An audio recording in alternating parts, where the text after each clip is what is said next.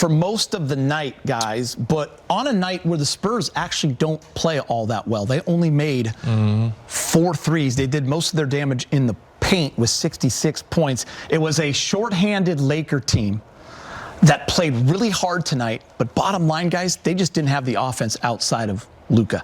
They weren't able to get it done. They shot 23% from 3.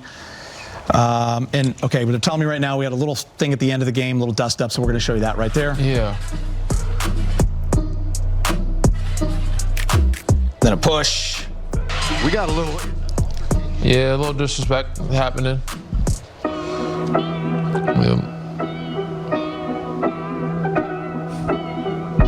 Yeah. Champagne taking up for his teammate makes sense. I mean, uncalled for. I don't know what they're talking about. Everyone else is getting along great out there. Yeah, what could have transpired between Vando and Jeremy Sohan? Hopefully there's nothing that comes of that. Yeah. We hope.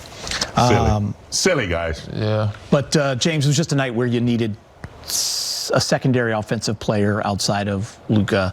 You needed a night where maybe you shoot 35 to 40% from 3, and you could have got it done. It was there. The formula was there. They were playing hard, getting extra possessions. No LeBron, you needed Austin Reeves tonight, you know. That's the X factor. But they did need some more, shots to go in. And, it was a mucky game. It was right there for the Lakers to win it if they could have got a few stops and put the ball in the bucket. But tonight was one of those nights where there's a lot of pressure on Luka. Jake tried to hit a few shots. But defensively, they couldn't stop San Antonio from getting layup in the paint there in the third quarter.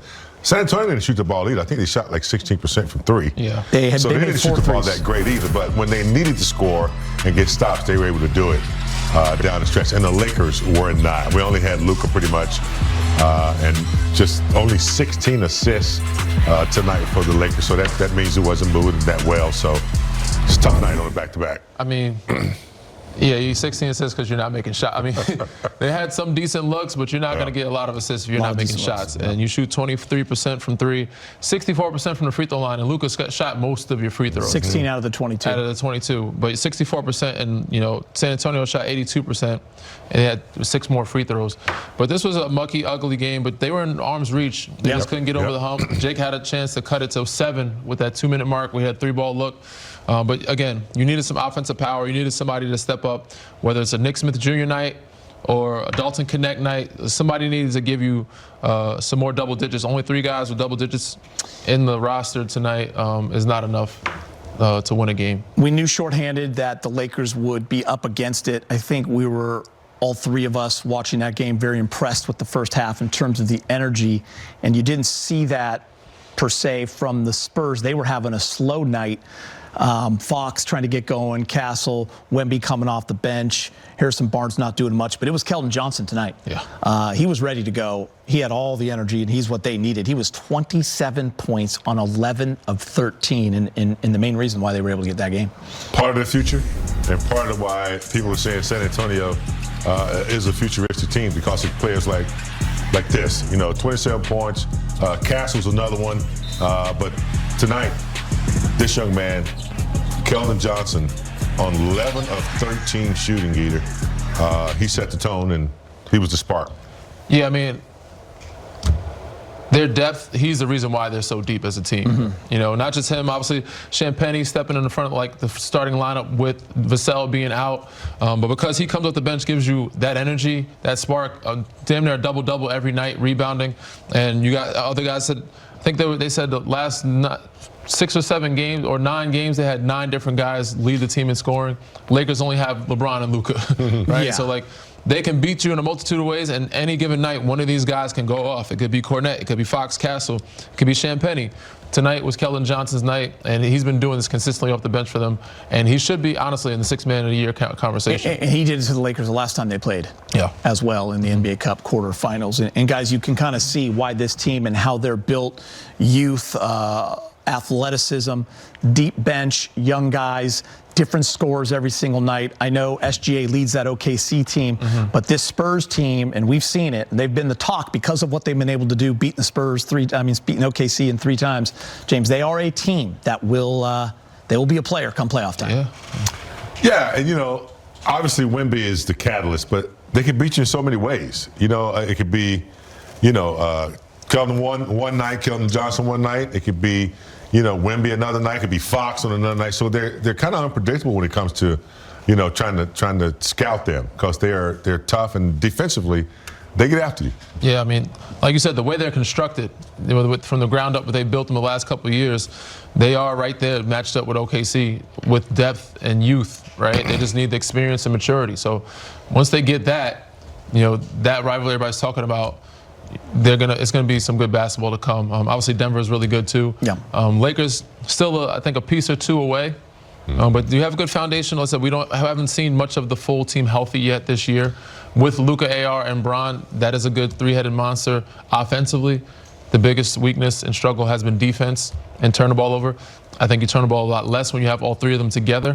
But you still got to find, you know, some defense elsewhere. Yeah, I mean, that's one thing that we've all talked a lot about. There's been 3 games with everybody at JJ's disposal, and that's just not many when it comes to 35 games played. But the Lakers are 23-12, still right up there in the top echelon of the Western Conference. And interesting to hear JJ's perspective, and also the honesty. It's quite refreshing, Danny. I'm sure you've been in these kinds of situations. It's not often shared with the media, but everyone is actually human in this business. And there are times where you are just in a rut as a player or as a coach.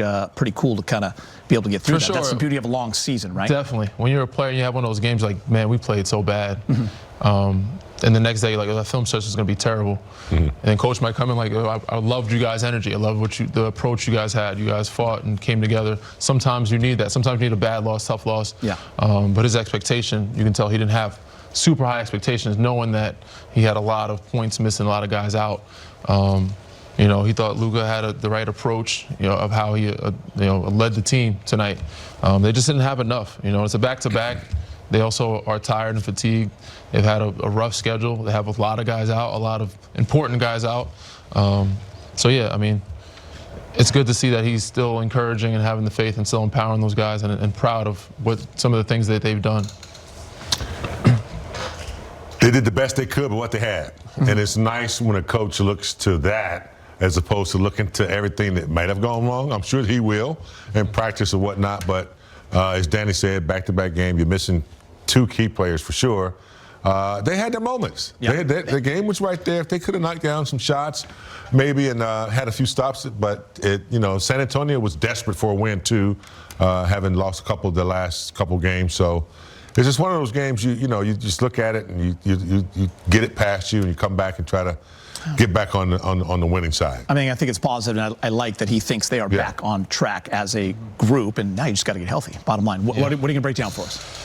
What do we got breaking down today? We'll do a little bit of Luka. A little bit of Luka. Yeah, when we get a chance. Are we going to go to the, let's go to the wall. Let's go to the wall. Why not, let's send you over there. So what we got here going on. There it is. Here we go. We got some stuff happening, some positivity. It's Luka on the break. You know, you don't see this often. You usually see LeBron James. He sees guys get the missed shots, some guys behind him, Spurs. He pushes the break, 3-on-2, sees the defense, you know, trying to halfway commit. He makes him commit, throws a lob to his buddy Dalton Connect, up for a 2-hand jam. That's pretty nice. You don't see that often again. And right now, you know, this is a slow break, but Jackson Hayes is running. Not many moments you see guys running. This is a risky pass. Not many people can make this pass. I say this all the time when Luka has the ball and when he's throwing it up to somebody. Get your teammate, get your offense ignited a little bit.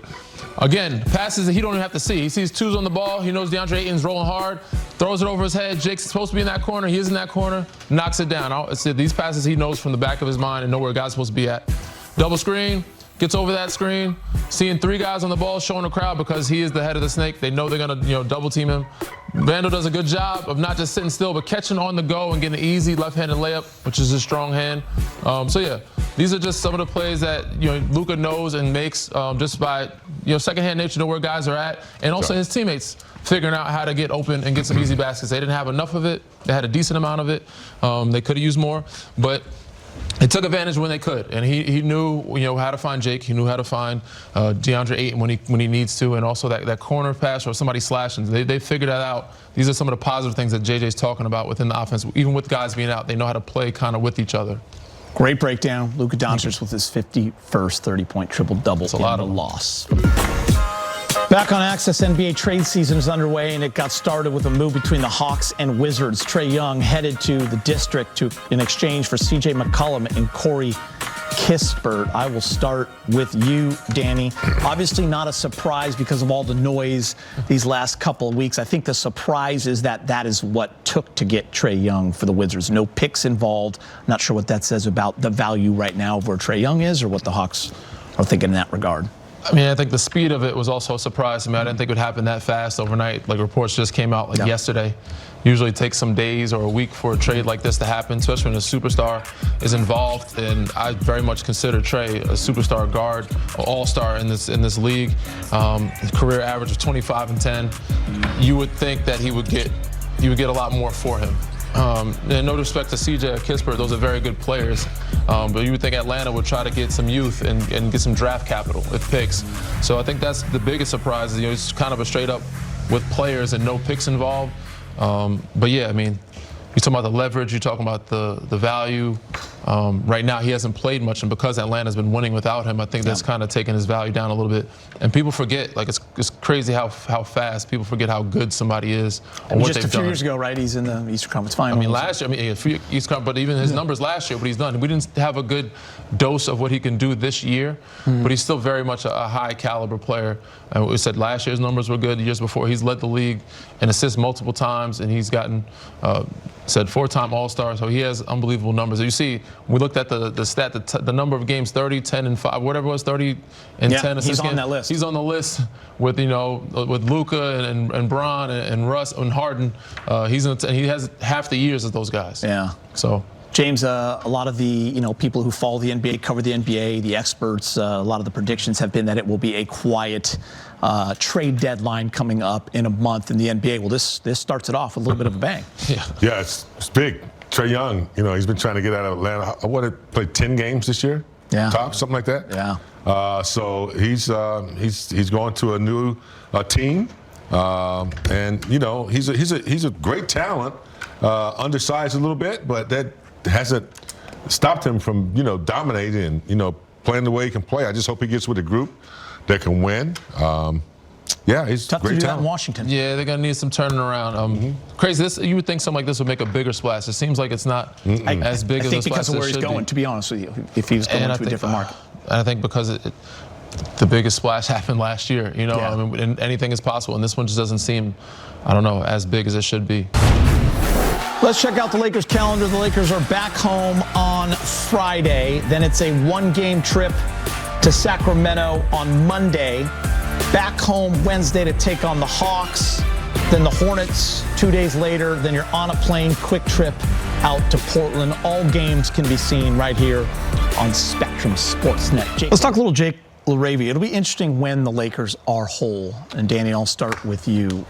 You think about what fits with AR and Luka, LeBron. What are the needs when you start a game? There's been talk of Marcus Smart. We know it's been Rui. But could be a case for Jake LaRavia because of what he brings, how hard he plays, his rebounding, his ability to defend. Now, he doesn't really defend, perimeter, but he can defend the wings. So it'll be interesting to see. He's defended perimeter, too, pretty well. I mean, he's impressed me with how he slid his feet. But again, he said he's a man of many hats. He's done different things, different nights, and whatever the team is needed. So he has a very strong case to be in that lineup with those guys because he can knock down the three ball. He's a slasher, offensive rebounder, steals, leading the team in steals, but does all the dirty work. You see him run back and get a block in Toronto, like save the game. Like those little winning plays matter. So yeah, he's done a multitude of things. Jake's had an unbelievable season to start. Yeah. From when people didn't know who the hell he was in Minnesota, even this summer, like, oh, you guys went and got this kid. Who is this kid?